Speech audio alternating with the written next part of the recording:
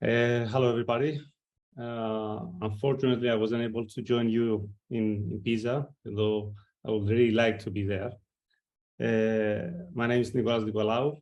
I'm a co-founder of Algolysis. Algolysis is a small enterprise in Cyprus, located in the small island of Cyprus.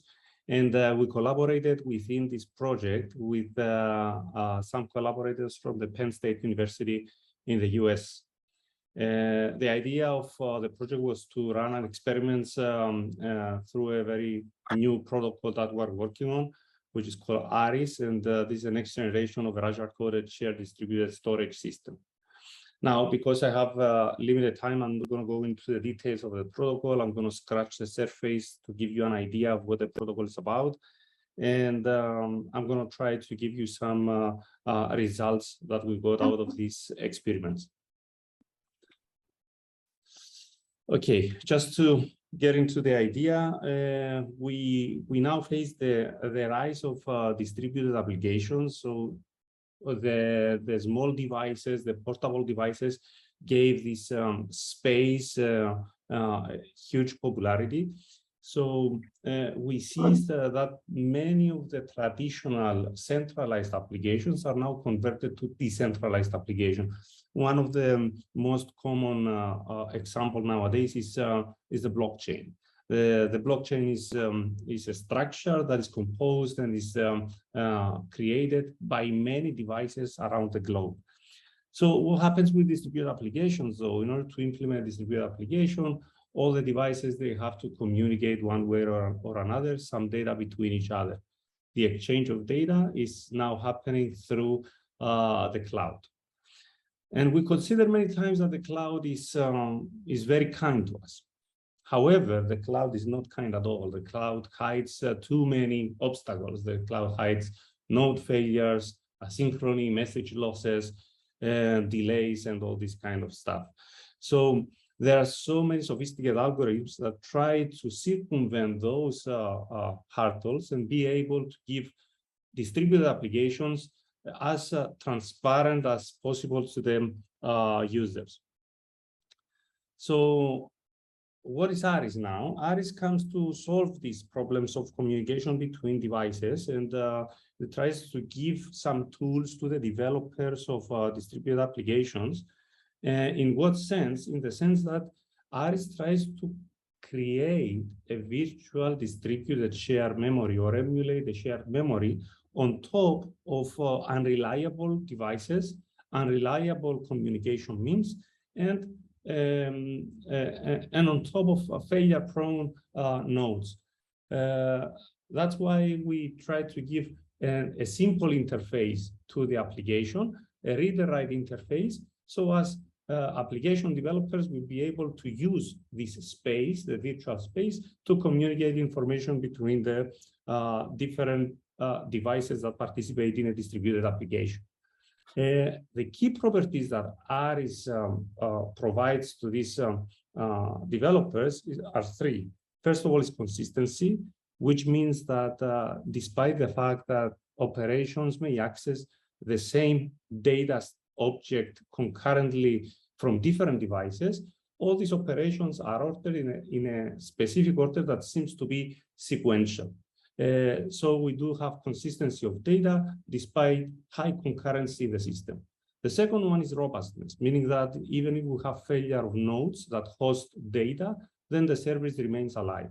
And finally is liveness, which allows nodes to enter and leave the system without having users to realize that something changed underneath.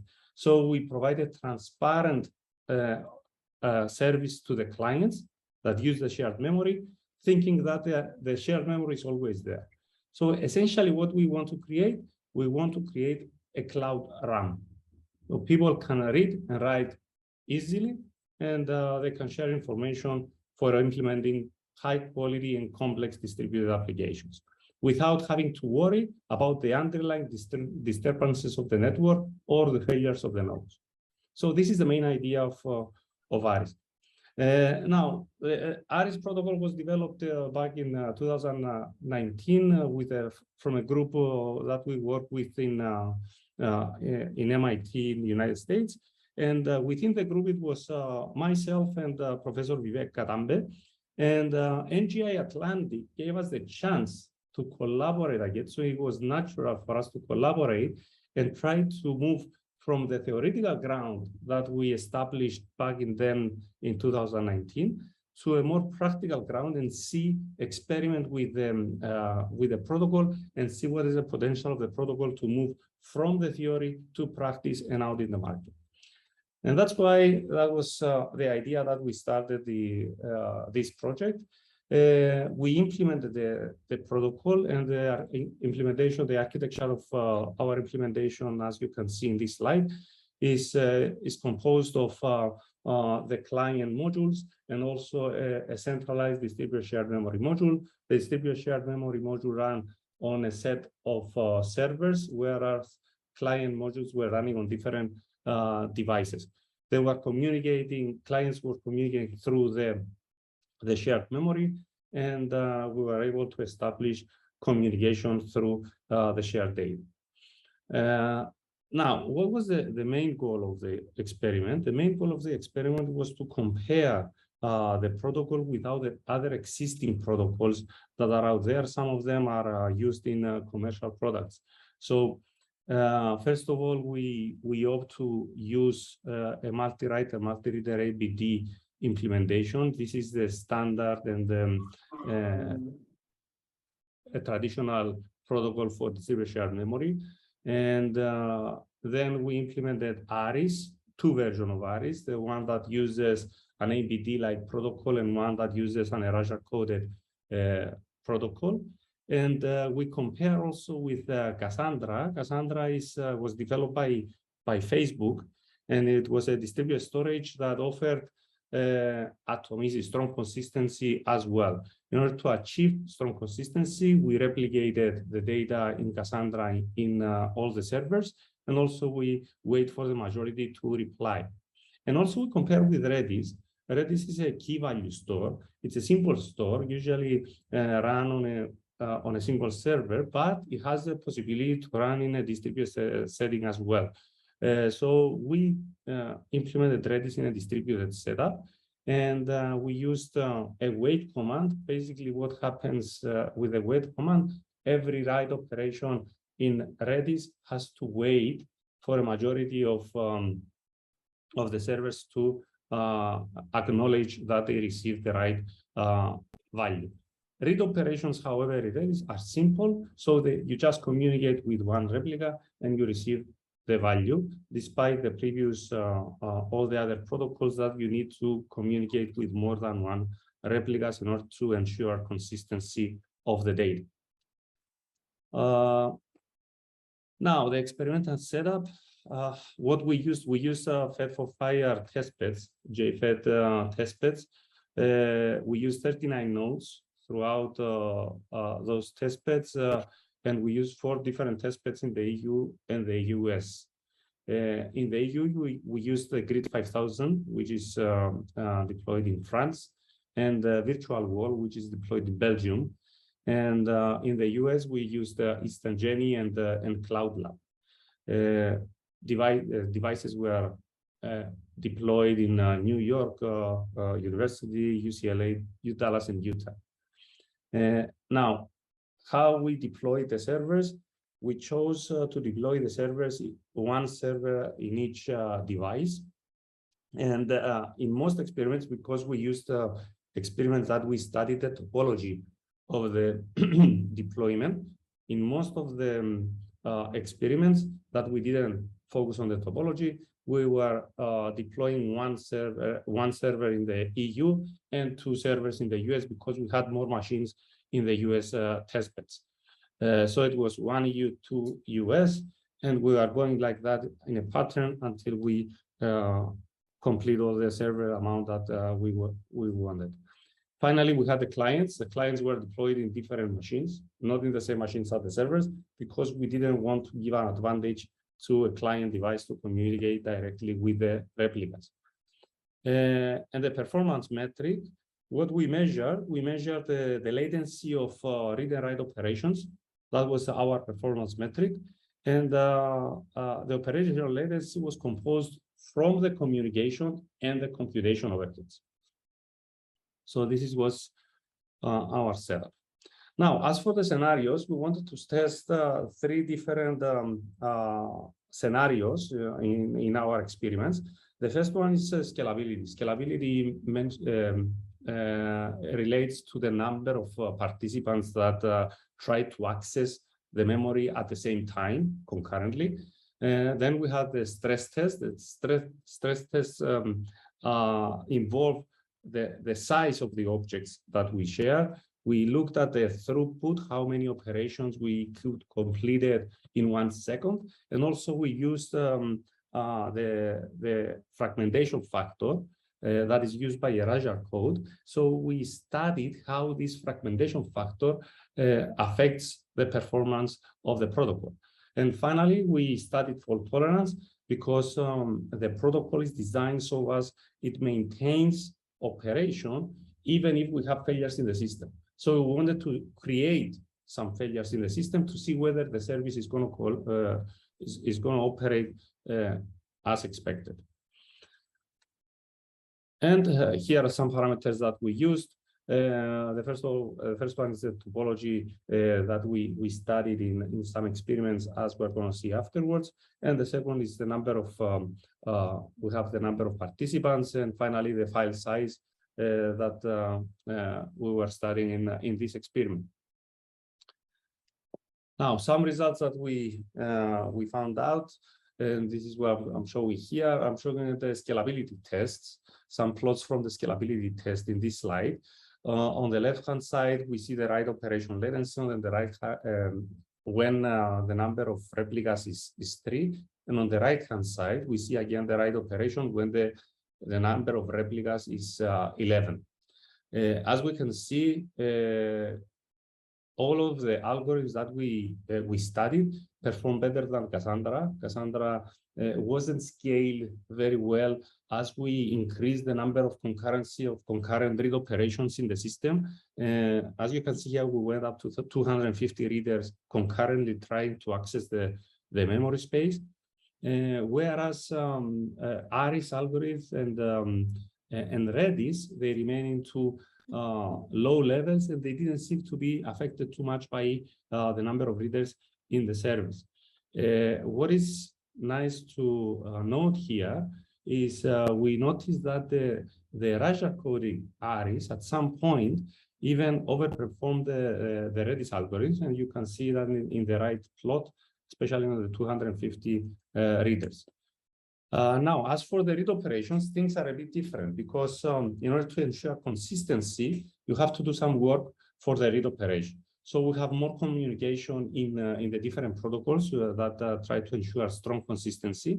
And we noticed that the Erasure coding algorithm that is splitting the object in smaller fragments, it wasn't behaving well when we had few servers. This is quite reasonable because basically here you need to split the fragment, the object as well. So you have computation overheads on top of the communication overheads that you have in the system. As we have more fragments, meaning that we have more replicas in the system, then the Erasure coding approach is also converging with the other approaches. Now, as we can see, the Redis overperforms everybody because the Redis only does one communication round to receive the value of the object. Topology was an interesting experiment. Basically, what we did, we said, okay, let's keep everything to the low level, and we kept one writer, one reader in the system, and we kept 3 servers, which is the minimum number of servers that you can have in order to ensure fault tolerance of the service. Also, we used a small object, which was 32 bytes. So we tried to do as many operations as we could through the network. And we divided the topology in US and in the EU, and also we did cross-Atlantic experiments. Now, as we can see on the left, that was the experiment that we ran on the US servers, and it seems like the algorithms like APT or Aris overperform the commercial approaches. On the other hand, when we came to the EU testbeds, we saw something that was a bit opposite. We saw that Redis and Redis W was performing better than the ones the distributed shared memory algorithms like ARIS and ABD. That wasn't clear why we were watching at this behavior, but we thought that probably has something to do with the devices that we had in the EU testbed. Now, the cross-Atlantic results, they verified that Redis was doing better than the other algorithms as well. Also, we try to measure the time that it takes for a read-write operation to complete, and we find out that ARIS and ARIS algorithm, it has a very high overhead because of the reconfiguration that it offers. Usually, when you do liveness, you allow the system or the replicas to change as we go over time. So each operation, before completing, has to check whether we know the latest configuration of the system. This operation to find out the latest configuration was taking out almost 1/3 of the time of each operation on average. That was the blue time that we see here. The file size, we again we saw that some algorithms like the Erasure coding algorithm scales better as the file size goes up, and this is reasonable because we fragment the file, whereas we saw all the rest of the protocols are similar to Cassandra that is used widely. In the case of the read operation, we even do better than Cassandra. We check also the K factor, that's the number of fragments that we have in the Erasure coding algorithm. And the K factor really affects the performance of the algorithms, as the more fragments we have, the less overhead we have in the network and on the storage, so the better the algorithm performs. Finally, we check the failures of the system. So the system usually uses quorums of servers, that is a set of servers, splits the servers in set when we receive messages to operations to ensure consistency. That is why when we kill some server, we lose some sets of servers that we could communicate. And this is what we show in this plot. Basically, we killed one server at the 100 seconds, and then we killed another server at the 200 seconds. And here we split the sets of servers into groups. And we show that as long as nobody dies, we receive from everybody. When we have one failure, some sets go away, so quorum groups reduces, and then we go to the minimum quorum groups that we can get. But the service remained alive throughout the test. So these are some of the main results that we came out during the experiments. All the experiments, all the results are posted in our website, and you can actually use our interactive graphs to change the parameters of our experiments and see all the results that we got out of these experiments. What we conclude out of that? We got some nice outcomes that this theoretical work actually is very close and is very comparable to commercial solutions in terms of the operation latency, and this shows us that it can be exploited further, and can go out if we do some more optimizations and go to the market. It is not yet ready for the market because we saw that we do have some overhead that we have to work on, and that's why there are a number of optimizations that we have to explore further. And finally, this is the project of the website. We disseminated the project through one publication, and this is the contacts of the main persons that participated in the team. So thank you very much. Thank you very much, Nicolas, for the presentation. And, you know, we're delighted to see you had such success with, you know, not just 1 or 2 test beds, but 4, you know, two from Fed for Fire and you know, 2 from the US, which is tremendous. I know I remember initially on the Fed for Fire side, there was, you know, some challenges, but, you know, they were overcome pretty quickly. And you know, which is tremendous. Can you maybe just talk us through a little bit about the connections with Genie and with Cloud Lab? You know, just in general, you know, how did that happen? Was it through your US partner, or? Yes, actually, we're looking with solutions with the US partners. In the beginning, we were thinking of deploying the whole algorithm in some devices within TSU.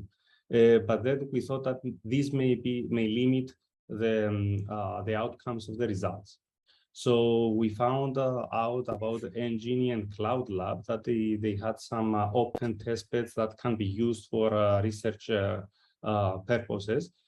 So we thought that it was a better idea to go with them and try to deploy in many more devices. And that's why we took this direction.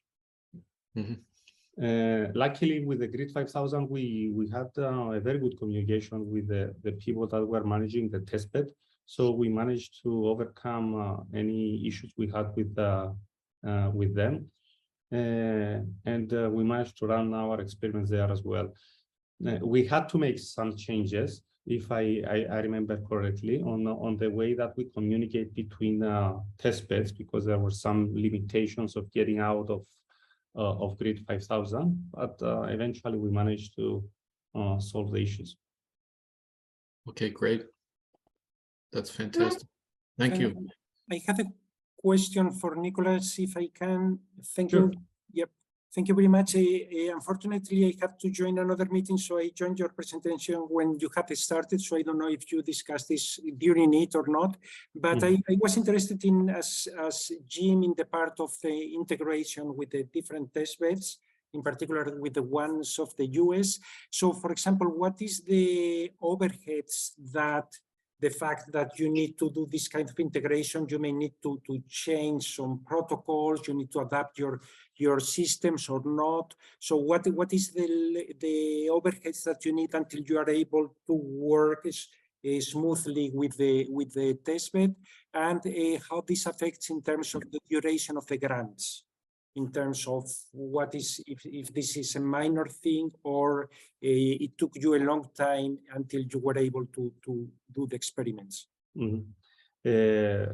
To be very honest, I didn't go through into the technical details, because some students were working on the implementation. So, but I remember that we had some issues with the testbeds to get them together initially, especially with the ones that didn't let us to publicize their IP. Some of the testbeds, however, we didn't have these issues. So we were able to open the IP externally. So once you open the IP externally, then you are able to integrate it very easily, especially if you are able to, have the protocol running on those devices, and then having a way to communicate with those devices, then things are easier. Until you reach to that point, then you have to go through some workarounds, because each testbed has its own peculiarities. The good thing is that we use the JFET platform, and the JFET platform, eventually it gives you a single UI to be able to control all your devices. And this actually gives us a nice gateway that we were able to use in order to get on those devices, even though they were in different testbeds. So we didn't have actually to tap in each testbed individually and work with them, but we could go through this nice interface. As far as I know, of course, the students may have a different idea, which Yeah, this took us some time during the project in order to get this running. That was for sure. But I think the most of the time was spent in running the experiments afterwards.